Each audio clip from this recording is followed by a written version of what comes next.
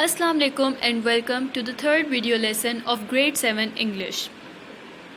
I am your English teacher from Honest Kindergarten and Secondary School, and today we are going to learn some topics, and the topics are right in front of you. First is parts of speech, second is tenses. These are the topics that we are going to learn in this video. Let's start our first topic, that is parts of speech. What are parts of speech? What is the definition of a part of speech?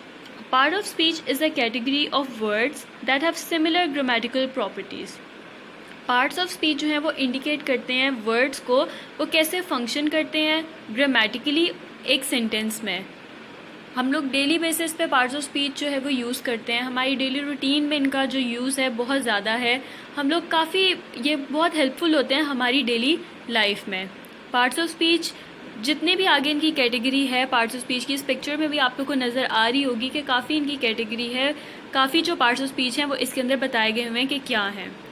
आगे जो है हम देखते हैं कि इनको एक एक करके डिस्क्राइब करेंगे और देखेंगे कि किस तरह हेल्पफुल हैं हमारी डेली लाइफ में. Let's move on to the next slide. हम देखते हैं कि आगे इसके क्या है. Through this video you will be able to understand what are parts of speech. आप लोग को पता चलेगा, आप लोग रिकग्नाइज़ करोगे, डिफरेंस जो है उनका रिकग्नाइज़ करोगे पार्ट्स ऑफ स्पीच में, उनको यूज़ करोगे अपने सेंटेंस में. You will be able to use the parts of speech in your own sentences. आप खुद से सेंटेंसेस जब बनाओगे तो आपको खुद उनका यूज़ जो है वो करना ईजी लगेगा. There are 8 parts of speech. 8 parts of speech हैं. They are listed as noun, pronoun, verb, adjective, adverb, preposition, conjunction and interjection. So these are the parts of speech that we are going to learn. ये one by one अब हम देखते हैं कि इनके अंदर क्या है. First is noun. What is noun? Noun क्या है?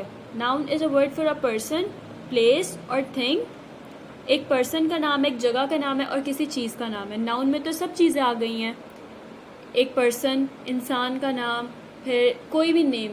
It's not specifically for a person. किसी का भी नाम, किसी एनिमल का नेम हो, किसी इंसान का नेम हो, और भी किसी भी चीज़ का नाम हो, वो सब कुछ नाउन में आ जाता है.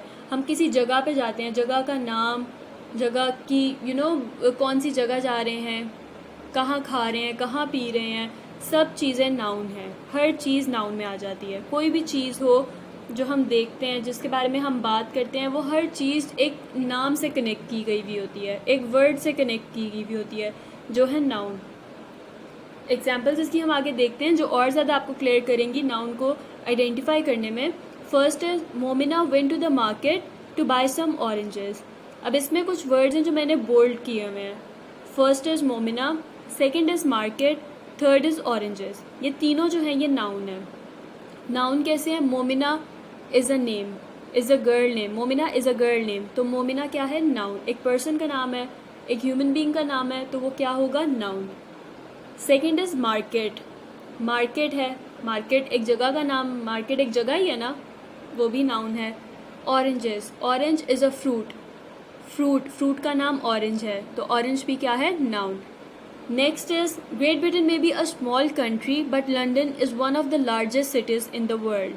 अब जो इसमें बोल्ड किए गए हैं वो है noun. Great Britain, country, London, cities. एक जगह का नाम, एक कंट्री, वो भी नाउन है. सिटीज़ वो भी नाउन है. किसी भी जगह, चीज़, पर्सन, खाने की चीज़, जानवर का नाम, सब चीज़ें नाउन हैं. We drop from school to the library. School जहाँ हम लोग पढ़ते हैं, स्कूल एक जगह है, वो भी नाउन है. लाइब्रेरी भी एक जगह है, वो भी नाउन है. So this is a noun. Noun हर वो चीज़ का नाम होता है जिसका स्पेसिफिक एक नेम हो, वो चाहे कोई फ्रूट हो, चाहे कोई एनिमल का हो, जो भी हो, वट एवर इट इज़, वो क्या है? Noun. Let's move on to the next slide. देखते हैं नेक्स्ट क्या है. Types of noun. नाउन तो हमने पढ़ लिया है, नाउन का तो हमें पता चल गया कि नाउन क्या है. अब आगे उसकी कुछ फर्दर टाइप्स हैं. अब हम टाइप्स देखते हैं, उन टाइप्स में क्या डिस्क्राइब किया गया है नाउन को, और नाउन के आगे से क्या क्या टाइप्स हैं. First is common noun. Common noun क्या है? कॉमन नाउन से क्या आपके जहन में आ रहा है? कॉमन तो हम लोग ऐसे एक यूज़ करते हैं ना कि it is a common thing. हमें पता है कि ये एक चीज़ है, हमें सिर्फ ये पता है कि चीज़ है, इट्स अ कॉमन थिंग। हमें स्पेसिफिकली उसकी डिटेल नहीं हमें पता होता कि कॉमन चीज़ है क्या, इसके अंदर क्या है, हमें उस तरह का कुछ भी नहीं पता होता। तो कॉमन नाउन जो है वो एक जनरल किसी चीज़ की बात की गई होती है। वो कोई पर्सन की भी बात होती है, किसी जगह की भी बात होती है और किसी चीज़ की भी बात होती है, ठीक है। वो सिर्फ रेफ़र करता है पर्सन को, चीज़ को, मतलब हर चीज़ को वो रेफ़र कर देगा उसको स्पेसिफाई किए बगैर। फॉर एग्ज़ाम्पल गर्ल, लड़की के बारे में बात हो रही है, लड़की का पता है, ठीक है। हमें ये नहीं पता किस लड़की की बात हो रही है, उस लड़की का नाम क्या है, हमें उनकी डिटेल्स नहीं पता, सिर्फ ये पता है कि वो लड़की है। तो girl is a common noun. Next is city. सिर्फ एक सिटी बताई हुई है, we don't know which city, कौन सी जगह की बात हो रही है या क्या हो रहा है, हमें उस बारे में कुछ नहीं पता, सिर्फ ये पता है कि वो एक शहर है।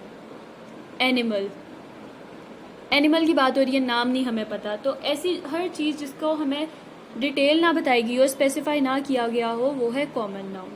Next is proper noun. Common noun में हमें सिर्फ एक जनरल की बात की कर रहे होते हैं, हमें उनकी डिटेल्स ही पता। प्रॉपर नाउन में हमें उनकी डिटेल्स पता होती हैं। जैसे एक गर्ल की बात की गई हुई, उस गर्ल का नेम क्या है, वो है प्रॉपर नाउन। एक सिटी की बात की हुई, कौन सी सिटी है, सिटी का क्या नाम है, कौन सी जगह है, वो है प्रॉपर नाउन। एनिमल, एनिमल कौन सा एनिमल है, क्या नाम है उस एनिमल का, वो है प्रॉपर नाउन। जिसकी हमें डिटेल्स पता चल रही हों या उसमें स्पेसिफाई की हुई हों, वो होते हैं proper nouns. Next is countable nouns. Countable noun कौन से होते हैं? Countable nouns are individual people, animals, places, things और ideas which can be counted, जिन्हें हम काउंट कर सकते हैं। काउंटेबल नाउन्स वो होते हैं जो काउंटेबल होते हैं, जिनको हम काउंट कर सकते हैं। जैसे कि एक गाड़ी है, कितनी भी गाड़ियाँ हों, हम उनको काउंट तो कर ही सकते हैं ना। अगर हमारे सामने 5 गाड़ियाँ खड़ी हुई हों, हम उनको काउंट कर सकते हैं, 1 2 3 4 5। हम ऐसा कह सकते हैं ना, देयर आर 5 कार्स, हम काउंट कर सकते हैं। डेस्क, कप, हाउस, बाइक, ये जितनी चीज़ें होती हैं काउंटेबल होती हैं। एक टेबल हो, टेबल के अराउंड चेयर्स हों, हम चेयर्स को काउंट कर सकते हैं, हम टेबल्स को काउंट कर सकते हैं। तो जो चीज़ें काउंटेबल होती हैं, जिन्हें हम काउंट कर सकते हैं, वो क्या होते हैं? Countable nouns. Uncountable nouns, uncountable nouns होते हैं जिन्हें हम काउंट नहीं कर सकते। Uncountable nouns are not individual objects, so they can not be counted, वो काउंट नहीं हो सकते। अब जैसे पानी को हम काउंट कर सकते हैं, अगर हमारे सामने पानी पड़ा हुआ हो और बहुत ज़्यादा पानी हो, हम उसको कभी काउंट कर सकेंगे? कभी भी नहीं। लकड़ियाँ पड़ी हों, एक लकड़ी भी पड़ी हो और लकड़ी के बहुत ज़्यादा टुकड़े टुकड़े किए गए हों, लकड़ी के तो बहुत ज़्यादा, उसको अगर हम लोग क्रश भी करें, कुछ भी करें, हम उसको काउंट नहीं कर सकते। उसके पार्टिकल्स इतने इतने बारीक होते हैं कि हम उन्हें काउंट नहीं कर सकते। हम हवा को कभी काउंट नहीं कर सकते, हम प्यार को कभी काउंट नहीं कर सकते, हम अपनी खुशी को कभी काउंट नहीं कर सकते। तो ये जो सारी चीज़ें हैं जो काउंटेबल नहीं होती, जिन्हें हम नहीं काउंट कर सकते, वो होते हैं uncountable nouns. Next is concrete noun. Concrete noun कौन से होते हैं? अ concrete noun is a noun that can be identified through one of the 5 senses. जो हमारी 5 सेंसेस है ना, जैसे हम टेस्ट करते हैं, टच करते हैं, देख सकते हैं, सुन सकते हैं, स्मेल कर सकते हैं, ऐसी कोई भी चीज़ जो हमारे 5 सेंसेस जिनमें यूज़ हो रही है ना, उनमें से कोई एक सेंस भी अगर हमारी यूज़ हो रही है, वो है कंक्रीट नाउन। जैसे एक आपको सेंटेंस में देती हूँ, द नाउन, ओके, एक सेंटेंस आपको मैं देती हूँ, would someone please answer the phone. This is the sentence. Sentence is would someone please answer the phone. अब इस सेंटेंस में हमने बताना है कि कंक्रीट नाउन क्या है और इसमें हमारी कौन सी सेंसेस जो हैं वो यूज़ हो रही हैं स्टेटमेंट में। So in this sentence the noun phone is a concrete noun. जो फ़ोन हमारे पास नाउन एक है ना, वो है हमारा कंक्रीट नाउन। अब हम इसको किस तरह यूज़ करेंगे? यू कैन टच इट, हम उसको टच कर सकते हैं, हमारी एक सेंस यूज़ हो गई इसमें। यू कैन सी इट, हम फ़ोन को देख सकते हैं, हमारी दूसरी सेंस भी यूज़ हो गई। यू कैन हेयर इट, हम सुन सकते हैं। और may be even smell it, हम उसको स्मेल भी कर सकते हैं कि फ़ोन की क्या स्मेल है, वट एवर इट इज़, वो जिस मटीरियल से बना है उस मटीरियल की क्या स्मेल है। तो हम इसमें अपनी सेंसेस यूज़ कर सकते हैं। अगर हम किसी एक सेंस को भी यूज़ कर सकते हैं, वो है concrete noun. For example dog, dog को आप देख सकते हो, स्मेल कर सकते हो, टच कर सकते हो, फील कर सकते हो. एप्पल खा सकते हो, स्मेल कर सकते हो. इस तरह की जितनी भी चीज़ें हैं जिनको आप फिजिकली अपनी सेंसेस में कोई एक सेंस भी यूज़ करके उसको देख सकते हो, टच कर सकते हो, फील कर सकते हो, तो वो है concrete noun. Abstract noun. What is an abstract noun? Abstract noun refers to an idea or concept that does not exist in real world and cannot be touched, like freedom, sadness or permission. Abstract noun की कोई physical existence नहीं होती, ठीक है. वो सिर्फ ideas को refer करते हैं, इमोशंस को रेफ़र करते हैं, जो ना के देखे जा सकते हैं, ना टच किए जा सकते हैं, ना स्मेल किए जा सकते हैं, ना ही सुने जा सकते हैं. जैसे लव, टाइम, फियर, फ्रीडम. अब इनमें से कोई भी चीज़ ना हम टच कर सकते हैं, ना सुन सकते हैं, ना स्मेल कर सकते हैं, कुछ भी नहीं हम कर सकते. तो वो हैं एब्स्ट्रैक्ट नाउन, जिनकी कोई फिजिकल एग्जिस्टेंस नहीं होती. एब्स्ट्रैक्ट नाउन जो हैं वो सिर्फ हमारे इमोशंस होते हैं और हमारे आइडियाज़, कॉन्सेप्ट्स होते हैं, जिनको हम देख नहीं सकते, सुन नहीं सकते, स्मेल नहीं कर सकते. Compound nouns. What are compound nouns? Compound nouns वो होते हैं जो दो वर्ड्स मिल के एक नाउन बनाते हैं. जैसे कि एक हाइफन होता है. हाइफन अगर हम यूज़ करते हैं ना, जैसे सन इन लॉ, उसमें हाइफन जुड़ जाएगा, हाइफन लगेगा, तो वो तीन, सन हाइफन इन हाइफन लॉ, ये तीनों वर्ड्स मिला के एक वर्ड बन जाएगा सन इन लॉ. ये है कंपाउंड नाउन. रेनफॉल. रेनफॉल को अगर हम जोड़ के लिखेंगे तो वो हो जाएगा compound noun. Credit card. Credit card दो वर्ड्स हैं लेकिन वो कंपाउंड नाउन्स, हम क्रेडिट कार्ड एक साथ यूज़ करते हैं. ये जो वर्ड्स हैं, दो वर्ड्स जो मिला के एक वर्ड बनता है, उसे कहते हैं कंपाउंडर. टू और more words that create a noun is a compound noun. Collective noun. Collective noun refer to a set और ग्रुप ऑफ पीपल, एनिमल्स और थिंग्स. एक जो सेट होता है लोगों का या जानवर, कुछ भी हो, किसी एक टीम अप बना हो ना, एक सेट हो, उसे कहते हैं हम कलेक्टिव नाउन. ये ज़्यादातर जो होते हैं they are often followed by of और प्लूरल नाउन. जैसे टच ऑफ फ्लावर्स, ये कलेक्टिव नाउन है. Team, pile, stack, flock, bunch, जो मतलब एक ग्रुप, एक जो बना हुआ होता है ना ज़्यादा सारी चीज़ों का, लोगों का, जानवरों का, या एनीथिंग जिसके ग्रुप्स हो, वो होते हैं collective noun. So these are the types of nouns. हम लोगों ने टाइप्स ऑफ नाउन, जितनी भी नाउन की टाइप्स थी हम लोगों ने इसमें पढ़ी हैं. आई होप आप लोग को नाउन की समझ बहुत डिटेल में लग गई हो इन टाइप्स के थ्रू भी, और जो इससे पहले नाउन हमने पढ़ा है उसके थ्रू भी. Let's move on to the next parts of speech, that is pronoun. What is a pronoun? Pronoun is a word that is used instead of a noun. ऐसा ही है, pronoun is a word that functions as a noun. Pronoun वो word है जो function करता है noun की तरह. For example, I, me, he, she, herself, you, it, that, they, each. There are several pronouns that we can use instead of a noun. हम लोग noun की जगह अगर हम ये यूज़ कर लेना I, me, he, she, herself, तो वो हो जाएगा pronoun. For example, हम आगे example देखते हैं. This is a watch, it is beautiful. This is a watch, ये एक घड़ी है और ये बहुत खूबसूरत है. First is this is a watch. Watch हमें बताई हुई है, वॉच इज़ अ नाउन, ठीक है. अब दिस जो है, this is a watch, this जो है प्रोनाउन है, जो बोल्ड किया हुआ है वो है pronoun. This is a watch. It is beautiful, it is a pronoun, ठीक है, जो नाउन की जगह यूज़ हो रहा है. Ali lifted the dog, Ali lifted the log, he found a worm under it. Ali lifted the log, Ali ने एक लॉग को लिफ्ट किया. अब आगे सेंटेंस को कंप्लीट करने के लिए नाउन किस तरह से यूज़ हो रहा है? अली की जगह ही यूज़ किया है. Ali is a male person, तो अली की जगह नेक्स्ट में हमने ही यूज़ किया है. ही को हमने नाउन की जगह यूज़ किया है, that is pronoun. He found a worm under it, it is a pronoun. सारा लाफ्ड सो हार्ड. अब सारा एक नाउन हमें बता दिया है. नेक्स्ट जो स्टेटमेंट है वो है milk came out of her mouth, ठीक है. अब हर जो है हमने सारा की जगह यूज़ किया. सारा इज़ अ फीमेल, तो हमने सारा को हर की जगह, हर को सारा की जगह यूज़ किया है. Milk came out of her mouth, तो her is a pronoun. So this is the definition of pronoun. Let's move on to the next parts of speech, that is verb. What is a verb? Verb क्या होता है? Verb is an action. हम कोई काम करें, कोई action हम लोग कर रहे हो, वो वर्ब होता है। ऐसा ही है, वर्ब जो है किसी काम करने को कहते हैं। अगर कोई भी हम लोग चीज़ कर रहे हो, कोई काम कर रहे हो, हंस रहे हो, भाग रहे हो, चल रहे हो, खा रहे हो, पी रहे हो, कुछ भी कर रहे हो ना, कोई एक्शन हम लोग का हो रहा हो उस काम में, वो होता है वर्ब। ठीक है, verb is a word that expresses an action performed by the subject. ठीक है, हम लोग कोई एक्शन कर रहे हो ना, एक्शन मीन्स कोई हम काम कर रहे हो, वो होता है verb. For example, she laughs a lot, वो बहुत ज़्यादा हंसती है। अब इसमें क्या एक्शन है? एक्शन उसका बताया जा रहा है लाफ्स, कि हंसती है। हंसना भी तो एक एक्शन है, एक काम ही है, laughs, so it is a verb.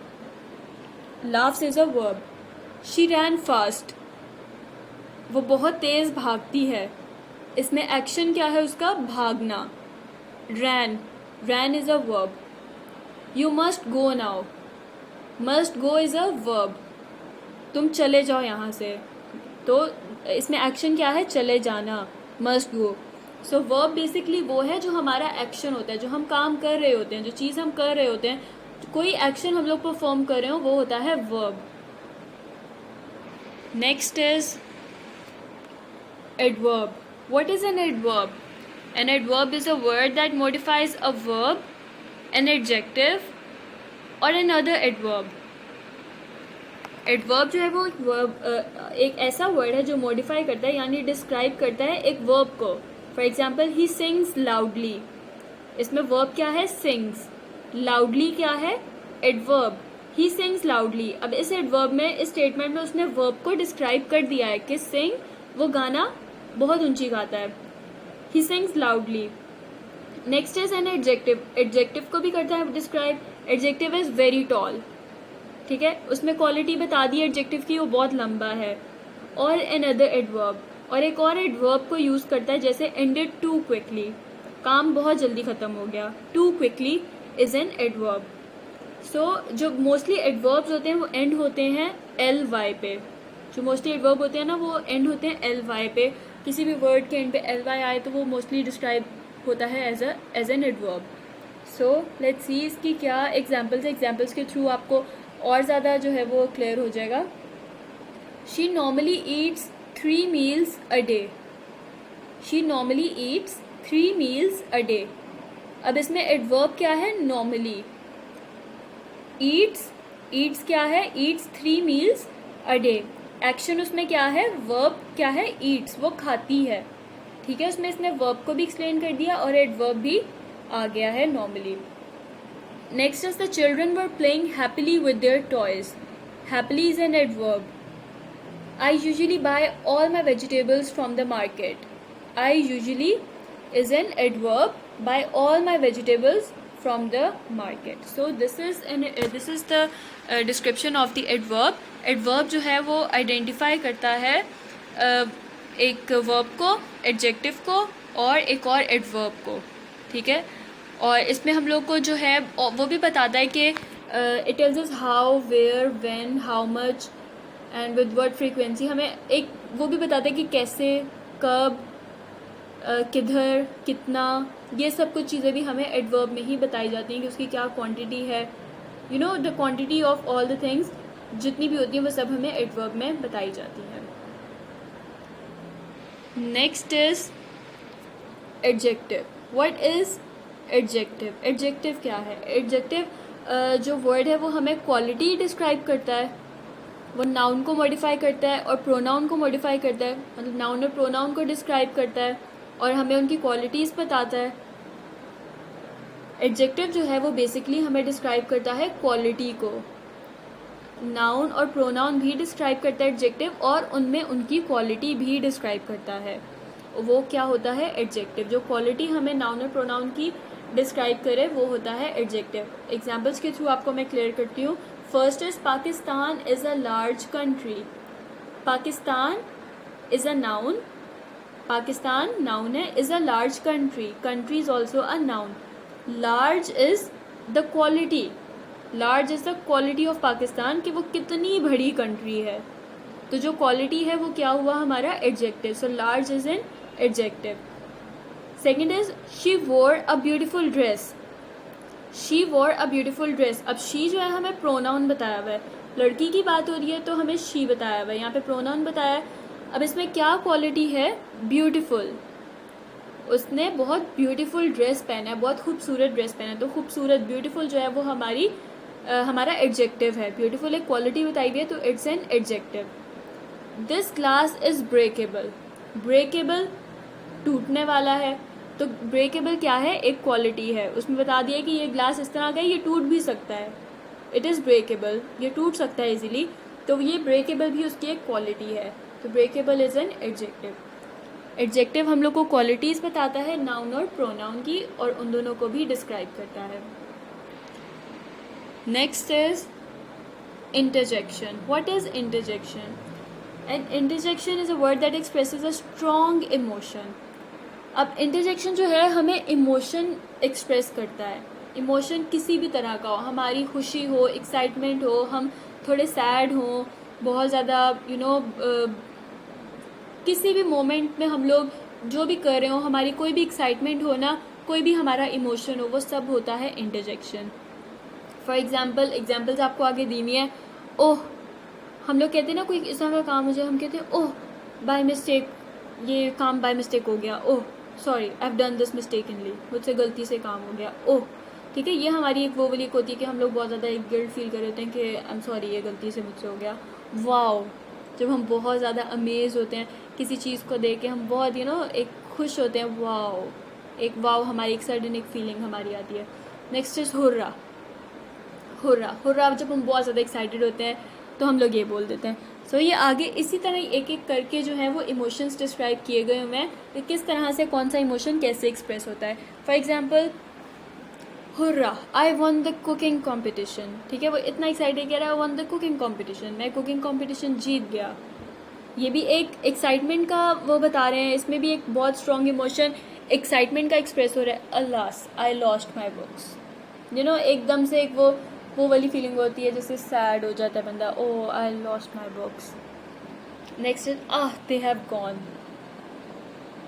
एक ये भी एक इमोशन होता है कि यहाँ तो हम लोग बहुत सैड हो जाते हैं, या सैड नहीं मतलब कह लो थोड़े डाउन हो जाते हैं कि आह दे हैव गॉन, और बहुत ज़्यादा रिलैक्स जब हो जाते हैं, आह दे हैव गॉन। तो ये जितने भी एक्सप्रेशन है, इसमें कोई सा भी इमोशन जो एक्सप्रेस हो रहा होता है, किसी भी किस्म का हो सकता है, वो होते हैं interjection. Next is conjunction. What are conjunctions? Conjunction क्या होता है? What is a conjunction? Conjunction होता है जो एक स्टेटमेंट में एक ऐसा वर्ड होता है जो ज्वाइन करता है उस स्टेटमेंट को कंप्लीट करता है। Conjunctions are the words that join two और more words, group of words and sentences. ठीक है, एक ग्रुप ऑफ वर्ड को ज्वाइन करने के लिए जो वर्ड यूज़ होता है वो होता है कंजंक्शन। कंजंक्शन बहुत ज़्यादा होते हैं, जैसे कि बट, एंड, येट, और, because, nor, although, while, since, unless, where. There are so many words that are conjunctions. First is Ali is an intelligent boy but he is proud. Ali is an intelligent boy but he is proud. अब इसमें एक statement दी हुई है लेकिन उसके बीच में use हुआ हुआ है बट।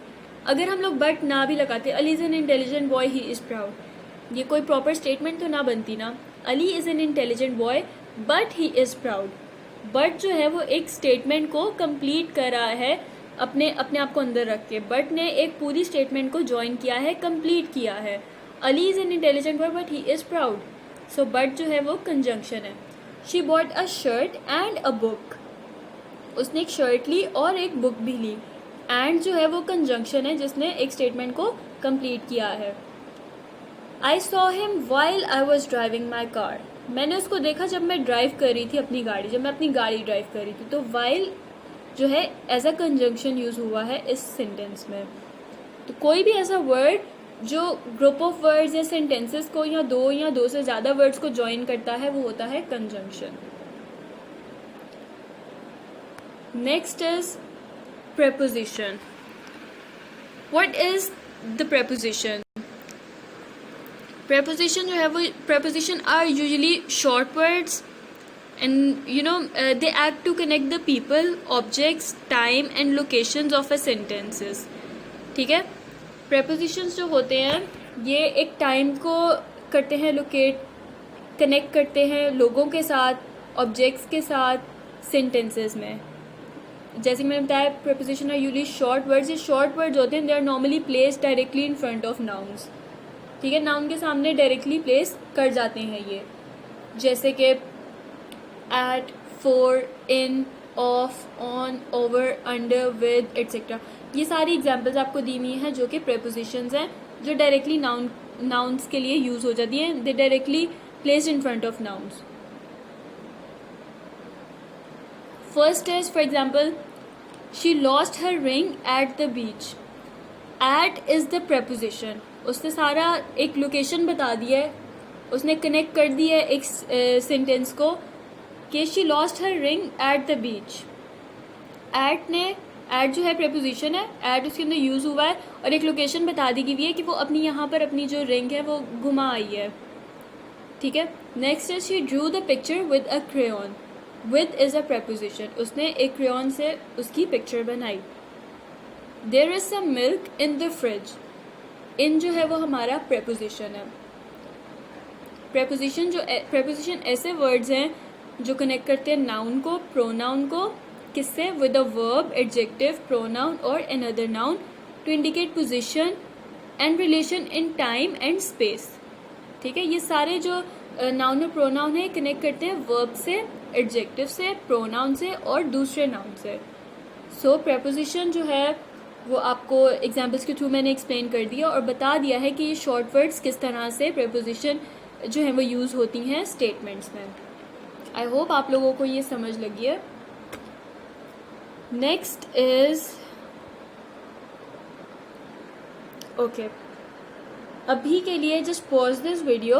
अभी जितना मैंने आपको पार्ट्स ऑफ स्पीच का समझाया है, जितने भी आपको मैंने एक्सप्लेन किया है उनको गो थ्रू आप करें और एक बार जल्दी से सारे रिवाइज कर लें और रिवाइज करने के बाद फिर इस वीडियो को प्ले करें. अभी इसको पॉज कर दें, लाइक 10 to 15 मिनट्स के लिए पॉज करके जल्दी से सारी जो पीछे मैंने पार्ट्स ऑफ स्पीच एक्सप्लेन किया उनको रिवाइज करें. फिर उसके बाद आएँ और ये नेक्स्ट टॉपिक जो है हम स्टार्ट करते हैं. So the next topic is tenses. Next topic जो हमारा है वो है tenses. What are tenses? Tenses का हम लोगों ने बहुत सुना है. हम लोग हर चीज़ में टेंस अपना यूज़ करते हैं. इंग्लिश बोलने के लिए सबसे ज़रूरी जो इंग्लिश में यूज़ होता है वो होता है टेंस. इंग्लिश बोलने के लिए फॉर स्पीकिंग, ठीक है, tenses is the most important thing. ये बहुत इम्पॉर्टेंट रोल है जो प्ले करता है हमारी इंग्लिश में.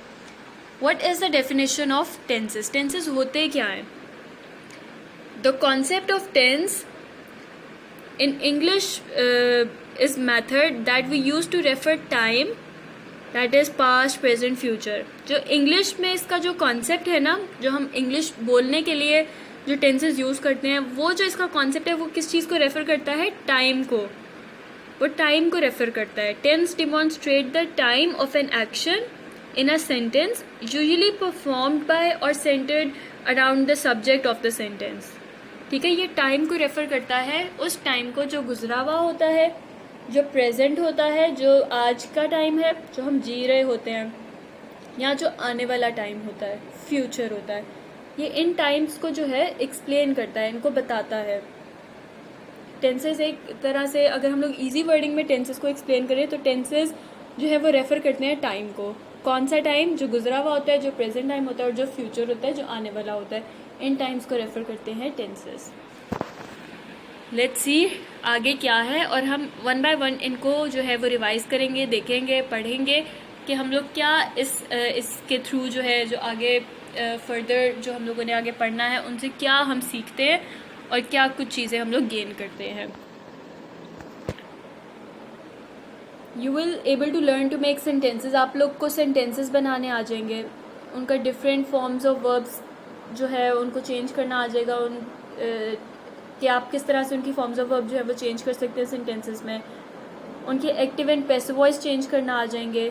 आप लोग को you will be able to know the correct use of helping verbs. आपको हेल्पिंग वर्ब्स यूज़ करने आ जाएंगे. जितने भी आप टेंसेस पढ़ेंगे इनके थ्रू आपको ये सारी चीज़ें जो हैं वो क्लियर हो जाएंगी और वन बाय वन आपके सारे कॉन्सेप्ट्स जो है क्लियर हो जाएंगे. First is present indefinite tense. What is a present indefinite tense? Present indefinite tense, present क्या होता है? प्रेजेंट टाइम जो हम लोग जी रहे हैं, जो हमारा आज का टाइम है, आज का दिन, जिस टाइम हम लोग हैं वो है हमारा present time. It is use to express an action in present time, usual actions, daily events. ठीक है, डेली बेसिस पे जो हमारा काम होता है, जिस टाइम जो काम हो रहा होता है वो होता है present indefinite tense. Present time हमारा होता है. ठीक है, इसकी फॉर्मेशन जो है अफर्मेटिव सेंटेंसेस की, subject plus first form of verb plus S और E S plus object. Subject है और जो फॉर्म ऑफ वर्ब है वो कौन सी है? First form. हेल्पिंग वर्ब क्या है? एस और ई एस. और लास्ट में क्या है? Object. For example, I sing songs. I is the subject, I is the subject. Sing, sing is first form of verb. Songs, song is an object with the helping verb S, तो वो क्या हो जाएगा? Songs. I sing songs. Next is he goes to the library every day. Subject is he, goes, go is the first form and we use E S. जब हम लोग उसमें helping verb add करते हैं तो वो हो जाएगा goes to the library every day. Third is he reads various kinds of books. He is the subject. Read, again हम लोगों ने रीड फर्स्ट फॉर्म यूज की, उसके आगे हम लोगों ने हेल्पिंग वर्ब कौन सा ऐड किया? S. Various kinds of books, object जो है हमारा एंड पे आ गया. सो this is the formation of present indefinite tense for affirmative sentences. affirmative sentences के लिए हम लोग की जो formation है वो ये है with examples. next is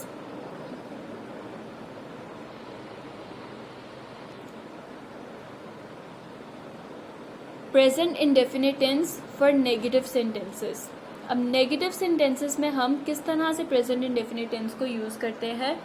इसकी फॉर्मेशन नेगेटिव सेंटेंसेस के लिए जो है वो है सब्जेक्ट प्लस डू और does plus not plus first form of verb plus object. अब इसमें सब्जेक्ट यूज़ होता है, डू और डज यूज़ होता है, इसमें हेल्पिंग वर्ब जो है वो पहले आ जाता है, डू और डज. और इसके साथ नेगेटिव है तो हम क्या यूज़ करेंगे? नॉट, नॉट यूज़ करेंगे. उसके बाद हमारी फर्स्ट फॉर्म ऑफ वर्ब आएगी और फिर आएगा object. For example, you do not tell a lie. You is the subject, do not helping verb और साथ हमने क्या यूज़ किया? not. tell a lie, tell is the first form of verb और lie जो वो हमारा ऑब्जेक्ट है. second is I do not like to quarrel. I is the subject, do not formation के साथ साथ सारी चीज़ें वो चलती आनी. do not like to quarrel, इसमें सब्जेक्ट फिर do जो हेल्पिंग वर्ब है और उसके बाद हमारी फर्स्ट फॉर्म और object. Ali does not eat ice cream every day. Ali does not eat ice cream every day. वैसे ही सब्जेक्ट हमारा आया does not eat first form ice cream every day. ठीक है, जिस तरह ऊपर फॉर्मेशन लिखी हुई है उसी की तरह जो है हम लोगों ने यूज़ किया हुआ है. ओके, वी यूज़ डू और डज व्हेन. हम लोग डू और डज कब हम यूज़ करते हैं? आई, यू, इनके साथ हम क्या यूज़ करते हैं? डू. जो सिंगुलर पर्सन होता है उसकी बात अगर हो रही हो तो डू, लेकिन प्लूरल हो और विद अ नेम. ठीक है, अगर हम लोग एक प्लूरल फॉर्म में अगर बात कर रहे हो, जो एक से ज़्यादा बंदे हों, या अगर हम लोग किसी पर्सन की बात कर रहे हो तो उसके आगे हम लोग क्या यूज़ करते हैं? Does. Next is present indefinite tense for interrogative sentences. अब इंट्रोगेटिव सेंटेंसेस में क्या फॉर्मेशन है? डू और डज पहले आ जाता है, हेल्पिंग वर्ब हमारा पहले आ जाएगा, फिर ऑब्जेक्ट आएगा, फिर हमारी फर्स्ट फॉर्म ऑफ वर्ब आएगी, फिर सब्जेक्ट आएगा और सबसे एंड में क्वेश्चन मार्क आएगा. इंट्रोगेटिव सेंटेंसेस जो होते हैं वो हमारे क्वेश्चन सेंटेंसेस होते हैं, जिसमें हम सवाल पूछते हैं, सवाल करते हैं, जिनमें हम लोग क्वेश्चन कोई करेंगे वो होते हैं हमारे इंट्रोगेटिव सेंटेंसेस. फर्स्ट इज, आगे एग्जाम्पल्स हम इनकी देखते हैं. First is do we run this factory. Do जो है हमारा हेल्पिंग वर्ब है, वी रन दिस फैक्ट्री. आगे हम लोगों ने फर्स्ट फॉर्म फैक्ट्री, वैसी रन जो है हमारी फर्स्ट फॉर्म ऑफ वर्ब है और जो सब्जेक्ट है हमारा फैक्ट्री और आगे क्वेश्चन मार्क आ गया. Do you like to watch cricket match, do you like to watch cricket match, वैसी फॉर्मेशन के अकॉर्डिंग डू पहले, हेल्पिंग वर्ब आ गया, ऑब्जेक्ट, फिर फर्स्ट फॉर्म और फिर सब्जेक्ट और एंड पे question mark. Does she work on important projects, as it is वही फॉर्मेशन के साथ साथ सेंटेंस जो है हमारा कंप्लीट हो गया। सो इंट्रोगेटिव सेंटेंसेस वो होते हैं जिनमें क्वेश्चन किया गया हुआ हो, जिनमें हम लोग कोई सवाल कर रहे हों, वो होते हैं interrogative sentences. Next is active and passive voice. What are active and passive voice? हम लोग एक्टिव एंड पैसिव वॉइस करते तो है लेकिन हमें पता नहीं है कि ये क्या है। एक्टिव एंड पैसिव वॉइस क्या होते हैं? Active and passive voice, okay. In active voice क्या होता है? Active voice tells us what a person और थिंग डज, ठीक है। जो एक पर्सन काम कर रहा होता है या किसी वो हमें बताता है कि वो क्या वो it tells us what a person और थिंग डज, कि वो क्या काम कर रहा है। The subject performs the action. Active voice में क्या होता है? जो सब्जेक्ट होता है वो क्या परफॉर्म करता है? एक एक्शन को। एक्शन किस पे करता है? ऑब्जेक्ट पे। Action is a verb.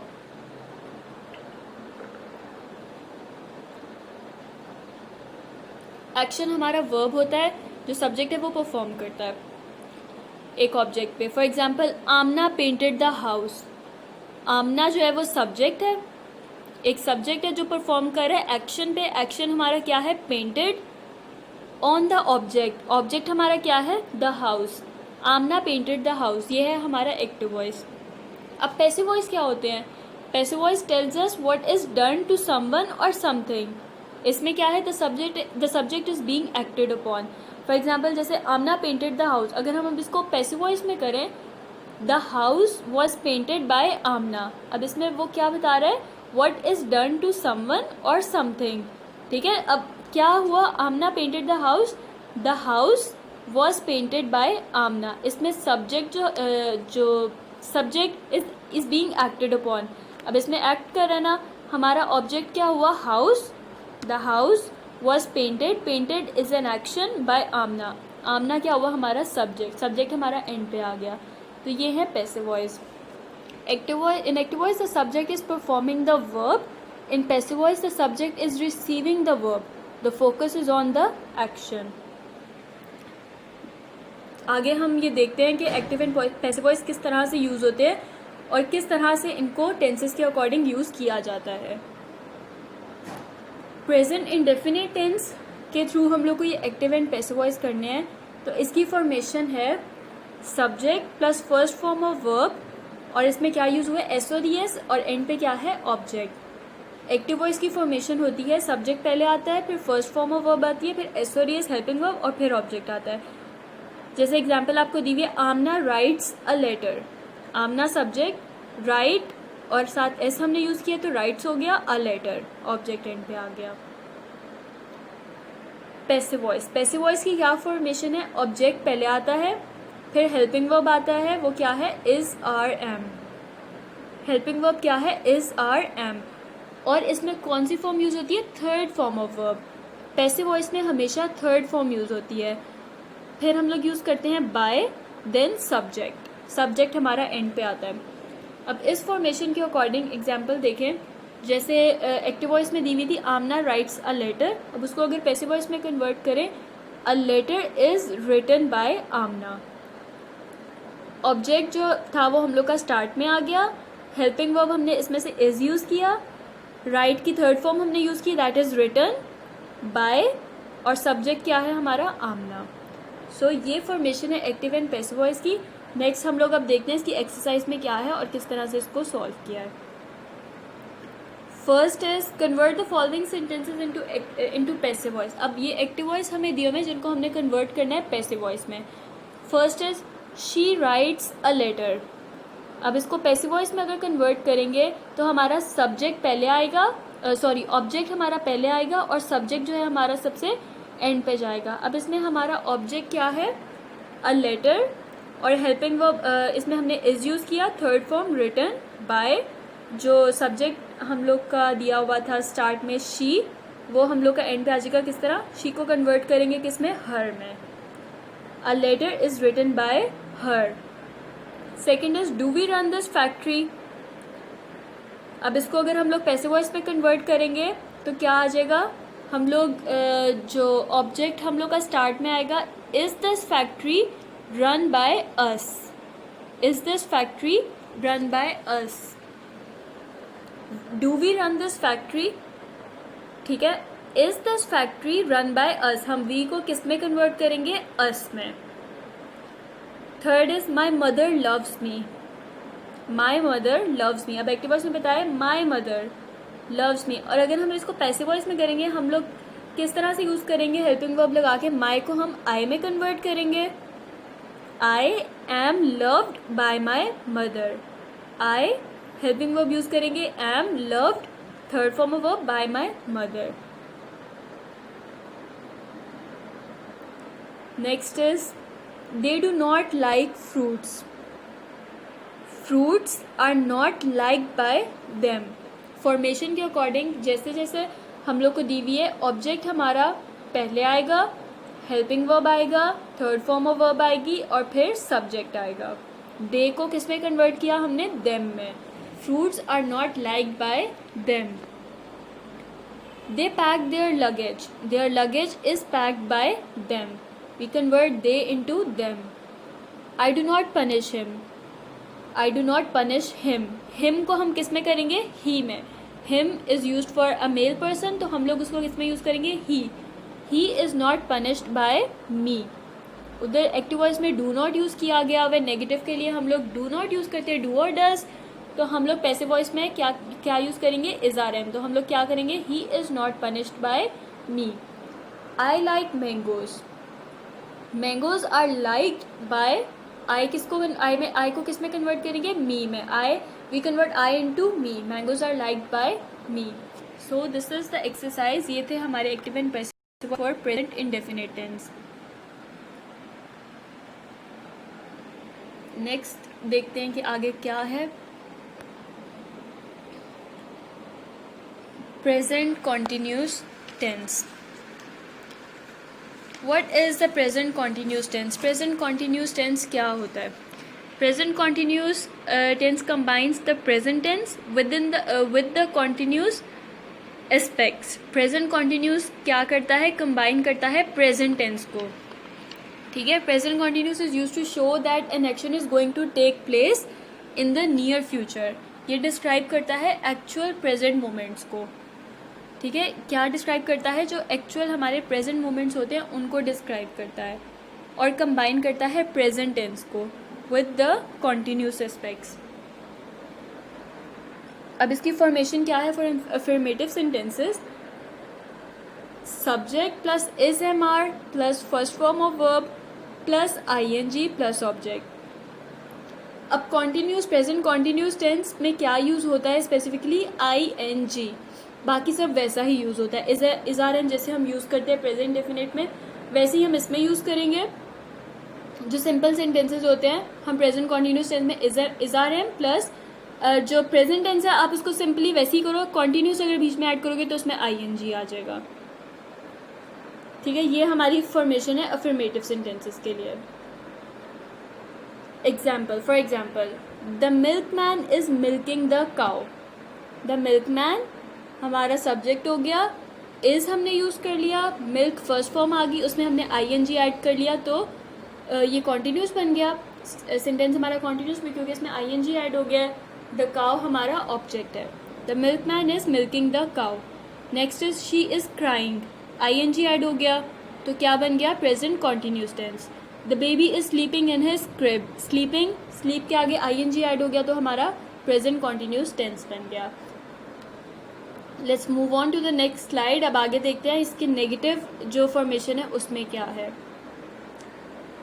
Negative sentences की जो फॉर्मेशन है वो है subject plus is am are plus not plus first form of verb plus ING plus object. Same वही फॉर्मेशन है जैसी हमने अफर्मेटिव सेंटेंसेस के लिए यूज़ किया, सिर्फ इसमें यूज़ होगा नॉट।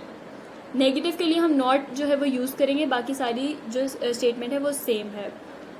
इसके आगे हम एग्जाम्पल्स देखते हैं। The boys are not making noise, making ING add हो गया तो वो हमारा पता चल गया कि कॉन्टिन्यूस टेंस है, प्रेजेंट कॉन्टिन्यूस है।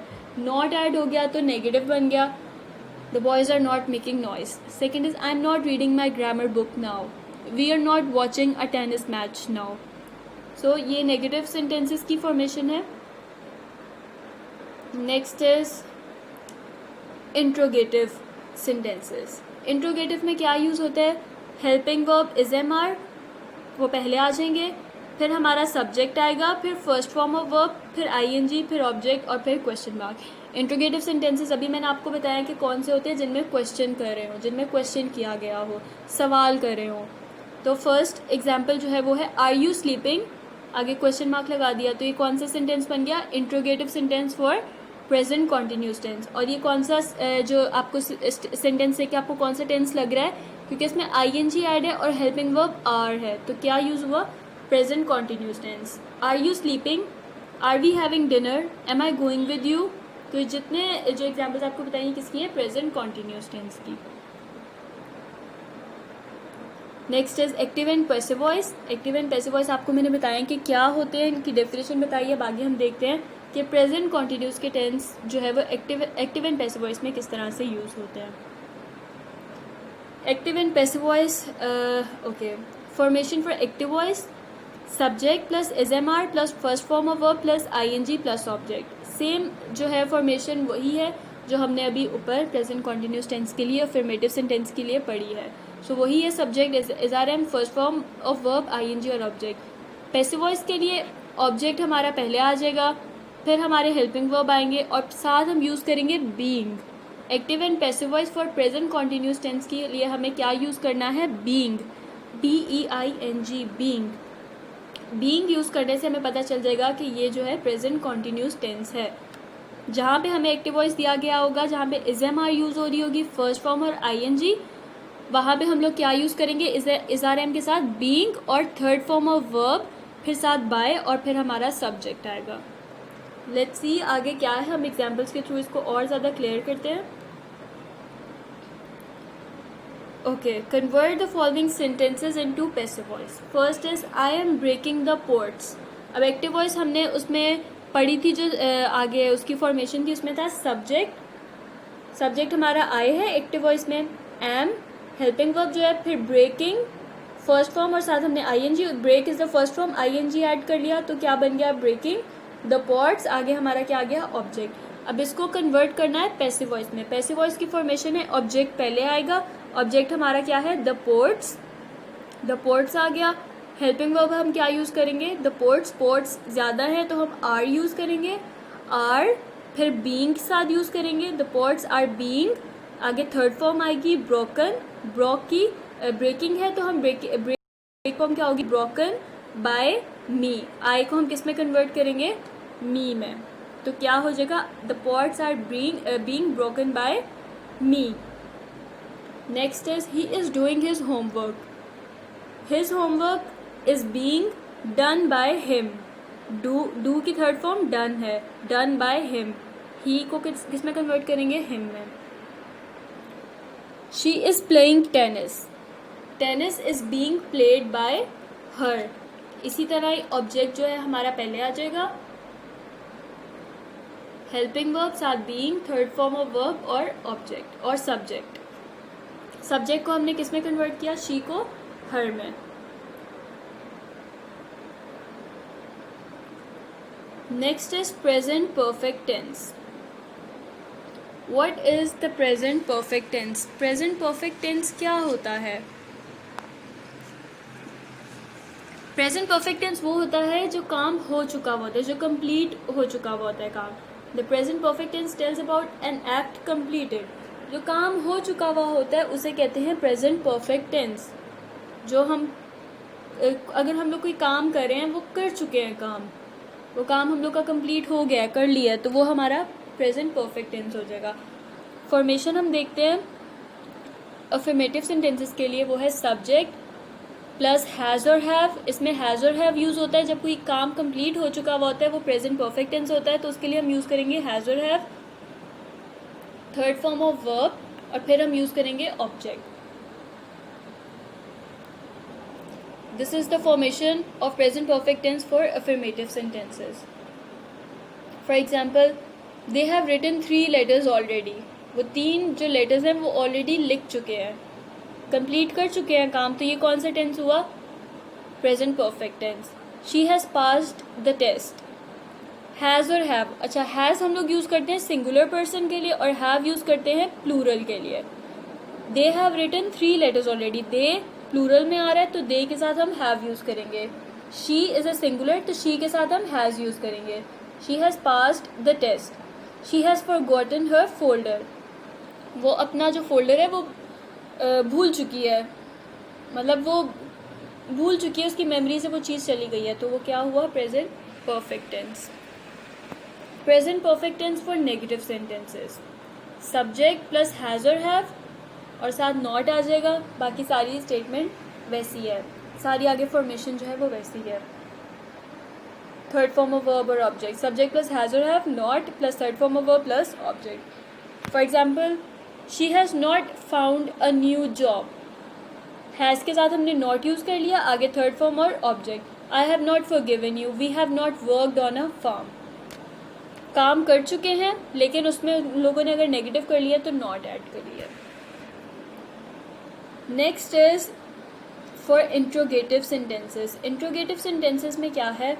फॉर्मेशन हैज़ और हैव शुरू में आ जाएगा, प्लस सब्जेक्ट, सब्जेक्ट उसके बाद, फिर third form of verb, object and then question mark. For example, have we won the match, क्या हम मैच जीत चुके हैं, आगे question mark. Has she come to London, question mark, question पूछ रहा है, उससे एक सवाल ही कर रहा है ना। Has she learned a lesson, formation के अकॉर्डिंग वैसे ही सारी चीज़ें यूज़ हुई हैं, सब मतलब वैसी फॉर्मेशन के अकॉर्डिंग आया है। Has, subject is she, learned is the third form of learn, a lesson, object, then question mark. Active and passive voice, let's move on to the exercise formation. Okay, first we'll look on the formation for active voice for present perfect tense. Present perfect tense की active voice की जो formation है वो है subject plus has or have plus third form of verb plus object. अब third form इसमें क्यों use हुई है?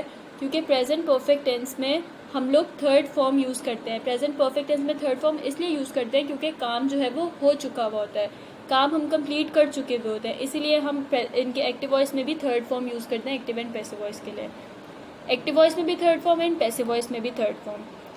पैसिव वॉइस की फॉर्मेशन है ऑब्जेक्ट प्लस हैज़ और have plus been.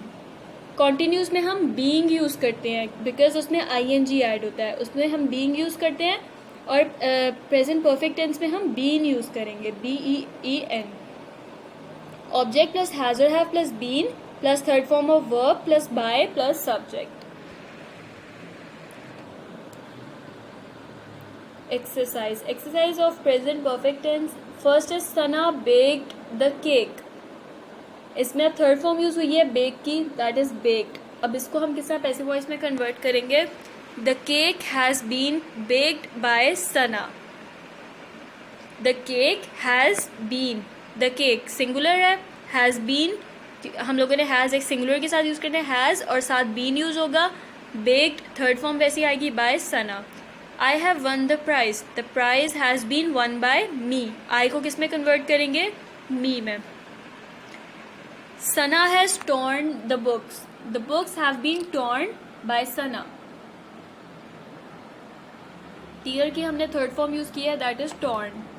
Has he killed the lion, has the lion been killed by him, has he killed the lion, उसने question पूछा इंट्रोगेटिव, तो हम किस तरह यूज़ करेंगे? Has the lion been killed by him.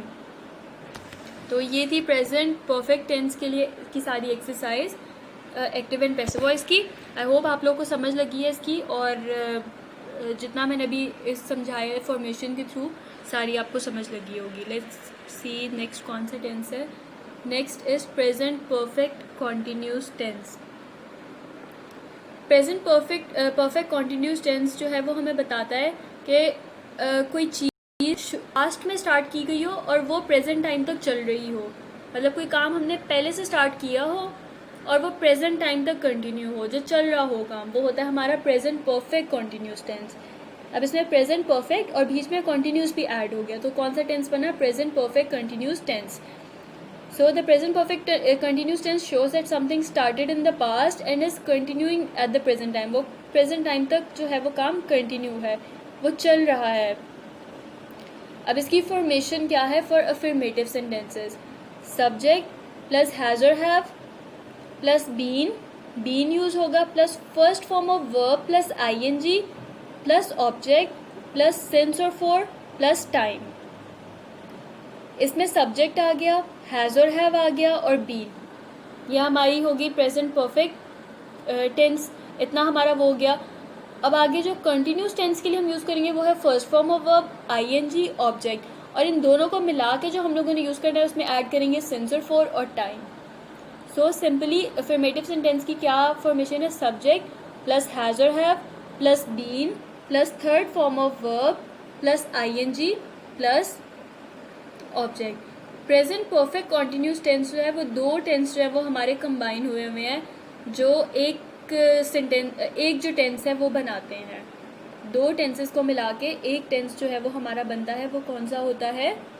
Present perfect continuous tense.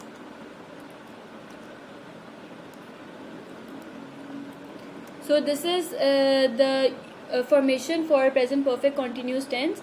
अब हम लोग देखते हैं कि इसमें क्या आगे जो है यूज़ होता है, किस तरह से स्टेटमेंट्स में जो है हम लोग यूज़ करते हैं. ओके, अब इसमें एक और नई चीज़ है, इसमें सिंस और फॉर और टाइम यूज़ होता है. सिंस और फॉर हम लोग क्यों यूज़ करते हैं? हम लोग सिंस और फॉर क्यों यूज़ करते हैं? The words for and since are used in sentences where the speaker wants to talk about something, where the person wants to talk about something that started in the past and continues in the present time. ठीक है. For is used when specifying the amount of time. For हम लोग use करते हैं जब हम लोग एक स्पेसिफाई कर रहे होते हैं एक टाइम, एक अमाउंट को हम लोग स्पेसिफाई कर रहे होते हैं एक टाइम की. ठीक है, जैसे हाउ लॉन्ग. और सिंस हम यूज़ करते हैं when specifying the starting point. अब आगे हम लोग इसको डिस्कस करते हैं कि सिंस और फॉर हम लोग किस तरह से यूज़ करते हैं. We often use for and since when talking about time. हम इन दोनों को यूज़ करते हैं जब हम लोग एक टाइम की बात कर रहे हो. सो लेट्स सी अब आगे हम लोग किस तरह से इनको करते हैं discuss. First present perfect continuous tense. For example अगर हम लोग इसको देखें तो किस my mom has been cooking for 3 hours. हमें बताया हुआ है कि 3 hours से जो मेरी माँ है वो काम कर रही है, खाना बना रही है. एक स्पेसिफाई हमें टाइम दिया हुआ है 3 hours. So we use for with 3 hours. 3 hours दिए हुए तो हम लोग इसमें 4 यूज़ करेंगे. He has been travelling around the world for a month. For a month हमें ये नहीं पता कि कौन सा मंथ. For a month. ठीक है. He has been travelling around the world for a month. I have been writing articles on different topics since morning. अब हमें बताया हुआ है कि मॉर्निंग में, सुबह में ये काम हुआ है. सुबह हम लोग को बताई दी है कि मैं इन आर्टिकल्स पे काम करूँ डिफरेंट टॉपिक्स के, वो सुबह से. तो उसमें हम लोग यूज़ करेंगे सिंस. हम लोग को सिंस मॉर्निंग एक टाइम बताया हुआ है ना हम लोग को, तो हम लोग उसके लिए यूज़ करेंगे सिंस. फॉर नेगेटिव सेंटेंसेस सारी फॉर्मेशन वैसी है, सब्जेक्ट प्लस हैज़ और हैव. उसमें हम नॉट यूज़ करेंगे, बीन यूज़ करेंगे, first form of verb use करेंगे, आगे आईएनजी यूज़ करेंगे, देन ऑब्जेक्ट, अगेन सिंस और फॉर, और फिर आगे आ जाएगा हमारा टाइम.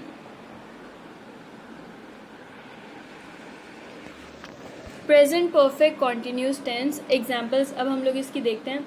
नेगेटिव सेंटेंसेस की एग्जाम्पल्स क्या है हमारी. I have not been watching the cricket match for an hour. I have not been watching the cricket match for an hour. She has not been writing a poem for hours. Usman has been teaching at the university since June. अब जून हमें एक specify कर दिया है कि इस month से वो काम नहीं कर रहा, तो उसमें हम क्या यूज़ करेंगे? सिंस. जिसमें हमें टाइम एग्जैक्टली स्पेसिफाई ना किया गया हो उसमें हम क्या यूज़ करते हैं? For. So this is the present perfect continuous tense for negative sentences. अब आगे इंट्रोगेटिव का हम देखते हैं. इंट्रोगेटिव में क्या यूज़ होता है. फॉर्मेशन है हैज़ और have plus subject plus been plus first form of verb ING plus object plus since और for plus time plus question mark.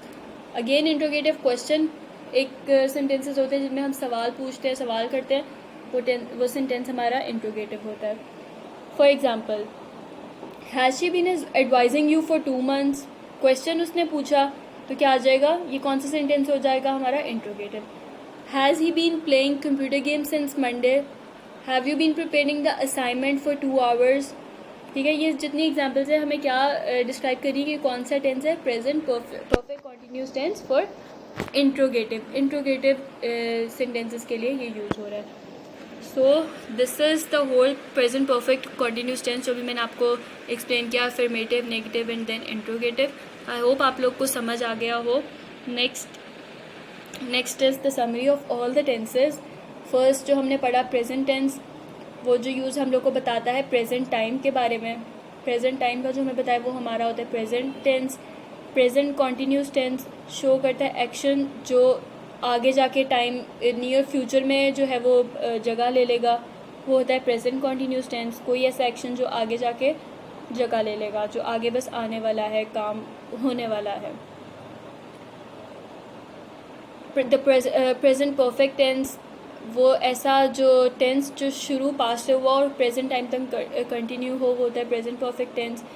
Then present perfect continuous tense जो अभी अभी हम लोगों ने यूज़ किया, it shows that something started in the past and has continued up until now for 5 minutes, for 2 weeks and since Tuesday are all durations which can be used with the present perfect continuous. इसमें हम लोग को time बता दिया गया होता है, हर चीज़ specify कर दी कि इस टाइम से for 2 weeks, for 5 minutes and since Tuesday.